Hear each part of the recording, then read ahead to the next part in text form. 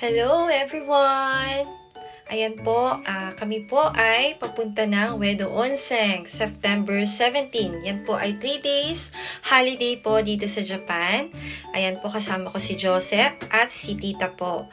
Ayan nga po, mukhang nagbi-video pa siya dyan. So ayan nga po, nakaka-excite kasi sobrang marerelax kami sa aming pagpunta doon. Dahil minsan lang naman po kaming pumunta doon po. So, ayan, nandyan na po kami sa taxi. Papunta na rin po kami ng Uedo Onsen. So, ayan na nga po. Medyo napamahal nga lang po kami ng taxi dyan kasi medyo malayo-layo pa po pala siya dyan papuntang onsen mismo. So, ayan na nga po. Nandyan na po kami, guys. Sobrang masaya, nakaka-excite. Ang laki-laki dyan. Ayan nga po. Tapos, ang ganda po ng lugar. Tsaka, mukhang presko po that time. Kaya lang, kahit mainit, pero nandun pa rin yung may hangin pa rin po dyan. So, ayan nga po. Sobrang nakaka-excite dahil yun na nga po, minsan lang po kami mag-relax, 'di ba? Minsan mag-relax naman din tayo pag may time, hindi puro trabaho dito sa Japan. So, kailangan naman po bigyan natin ng relax yung ating katawang lupa. So, ayun na nga, papasok na po kami dyan sa loob. Sobrang ganda nga po dyan, guys. Napakaraming tao. At hindi lamang po pamilya yung mga nandyan, kahit sino po, lovers, lahat nandyan po, pwede pong pumunta dyan. So, ayun na nga po, andyan na po kami. Yan, maglalagay na po kami ng mga aming shoes dyan. At bawal po kasi nakalagay ang shoes. So, yun, fast forward, nandyan na rin po kami sa loob. Sobrang init po dyan ng tubig. Tapos medyo mainit ang panahon. Pero kahit paano medyo mahangin-hangin naman. Ayan na nga po si Joseph. Naku, inantay pa namin yan. Ang tagal-tagal po niyan sa loob. Dahil hindi niya po alam kung saan ang labas po niya niyang time na yan. Buti na lang, tinanong namin siya dun sa may harapan. Yan. Buti na lang po ay siya po ay kinausap dun sa loob at siya na rin po ay pinalabas. Ay nako, sobrang nakaka-relax naman dito, guys. Talagang, ang lalaki ng mga bato. Tapos, yung mga surroundings niya, yung mga halaman niya, talagang nakaka-excite. Green na green. Ang ganda talaga tignan, nakaka-relax sa mata. So, ayun na nga po. Napakaganda po dyan, guys. At bukod doon, ang kagandahan dyan, hiwalay ang sa loob, hiwalay ang babae sa lalaki. Pero dyan po sa labas, free. Kahit sino po pwede pong pumunta dyan sa labas. Yan, so napakarami din po mga bata dyan, guys. Talagang maraming tao dyan. Kasi yan, time po yan ng rest day po namin. So, ayan na po, guys. Ayan, picture. Ayan po, tinawag ko rin po sila dyan. Para sabi ko, mag-video naman tayo dyan. Ayan, diba? Pa-cute. So, ayan nga po, guys. Ayan. So, picture lang po kami dyan, tita. So, ayan nga po. At, ang lalaki rin po ng mga bato dyan. Parang mga, yan, yung fountain din po dyan. Yun, sobrang nakaka-relax din po tignan yan. Talagang maganda po siya tignan. Nako, ang sarap po magpa-picture. Kaya lang bawal kami pumasok dyan sa may bandang loob dyan. So, ayun na nga po si Joseph. Mukhang nare-relax na din. Sabi niya, ang ganda naman pala dito, ate. Ayan, kaya, alam mo yon, talagang, ito na yung pagkakataon namin habang walang pasok. Ayan na nga po. Para kami naman po ay makapag relax din po dyan po. So, ayan na nga po, guys. Ayan si tita, busy sa kanyang pag-vlog din. Ayan na nga po, guys. Ayan, meron din po dyan parang maliit na sauna. Pagpasok mo dyan, sobrang init din po dyan.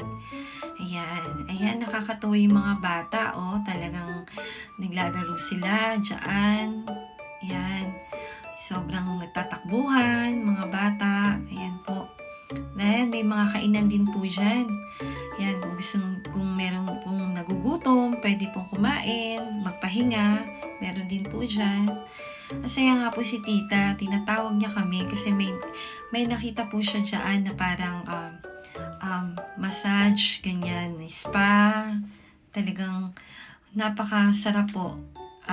May mga akasuri, facial, spa, scrubbing, yun nga po yung akasuri, yan, talagang tatanggalin niya yung mga libag-libag mo sa katawan. Yan, ang napakasarap na magpa ganyan. Nako. Ayan nga po, kaya nga mamaya, nako, kailangan uwi kami ng dapat nakakahit ano man dyan pagawa kami dyan. At ayan na nga po, diba? Ang sweet namin, diba? Ayan pa nga po, lilingon pa kami dyan eh. So ayan nga po, diba? Ang sweet namin magtita. So ayan na nga po guys. Ayan po, magtingin-tingin lang kami dyan. At itong kapatid ko, nainggit din. Sabi niya, ako din.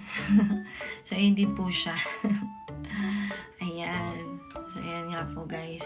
Medyo malaki din yan, guys. Napakalaki niya sa loob.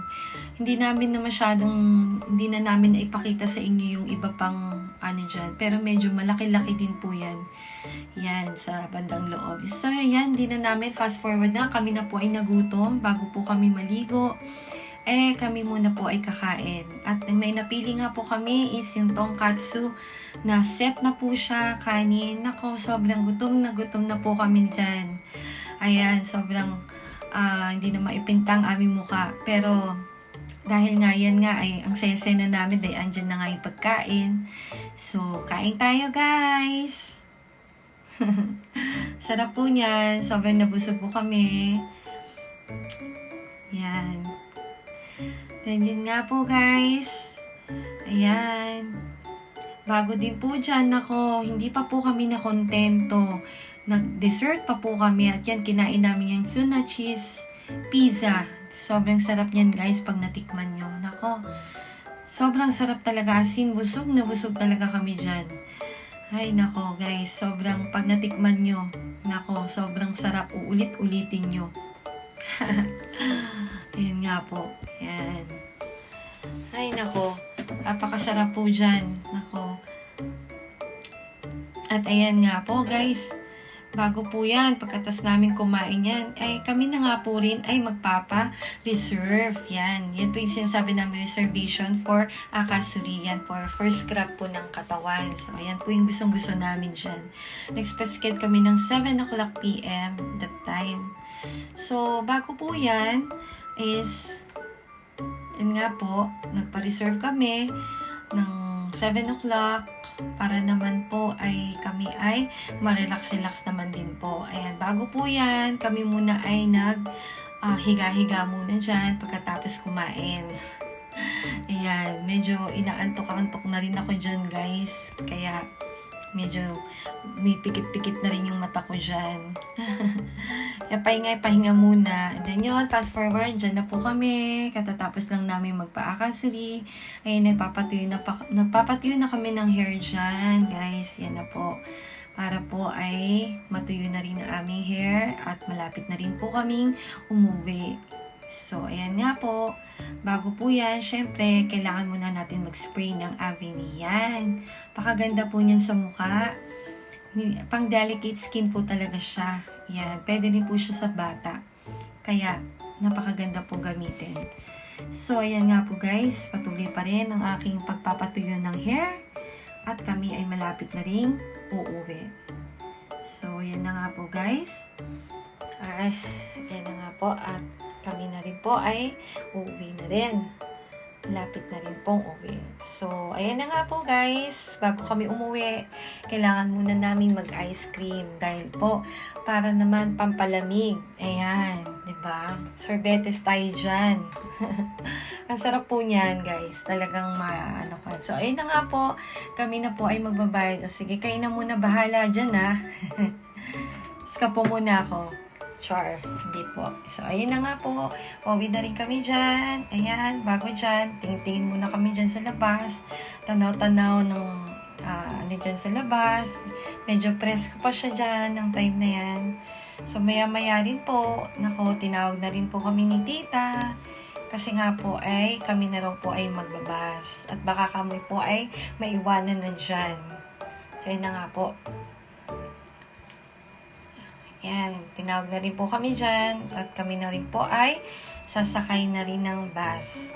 Kasi yung bus po na aming wala po kaming nasakyan kaninang bus papunta kaya nagbayad po kami sa taxi. Pero ngayon, meron na po kaming bus papuntang Oreyaso Station. So, ayan, guys. Yan, pauwi na rin po kami dyan. Ayan po. So, ayan na po. Nakarating na po kami sa Oreyaso Station. At kami na rin po ay malapit na. At pasakay na rin po kami siya ng train. Ayan nga po guys. Medyo marami pa rin ang tao dyan. Kahit na medyo, hindi pa naman ganun ka-late hours. Ayan, so ayan, magbayad muna tayo ng ating ticket. Yan po guys. So, yun nga po. At sobrang sarap ng pakiramdam na kahit napagod is maraming tulog. Napakaraming tulog siguro ang aming sa gabing ito. Ayan na nga po guys. Ayan na po yung ticket. Ayan. Kami na po ay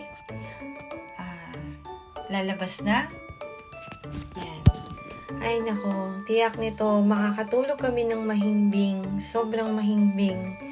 Dahil, alam mo yung bukod pa dun sa nakita namin, talaga namang pati ang katawan namin ay sobrang na-relax. At kita mo naman ito si Joseph.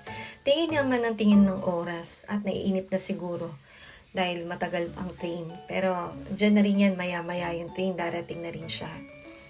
So, yun na nga po guys. At nandyan na rin po yung sasakyan namin na train. So, yan. Maya po ulit. So, yun na nga po guys. Ay, nako.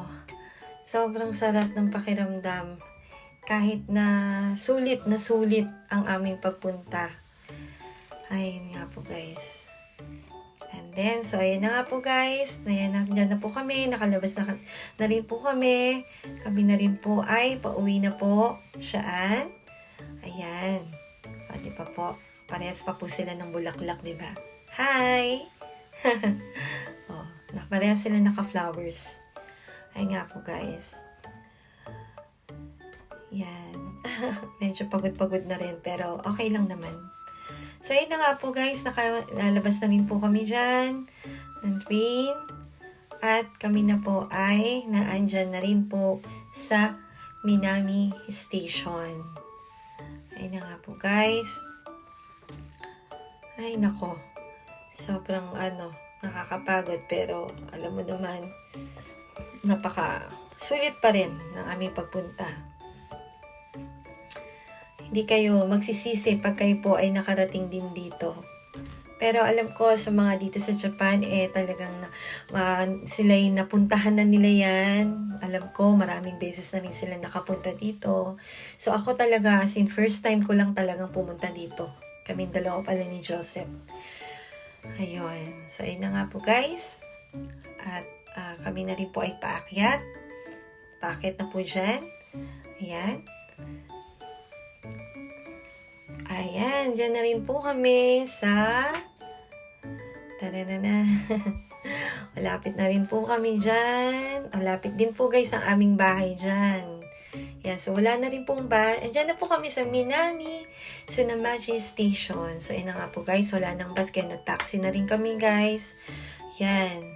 So, medyo mura lang naman din yung bayad namin kasi medyo malapit-lapit na rin yung house namin dyan.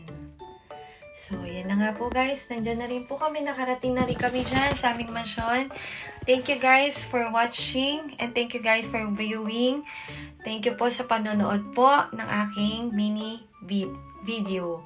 Salamat po and God bless us all. Thank you so much.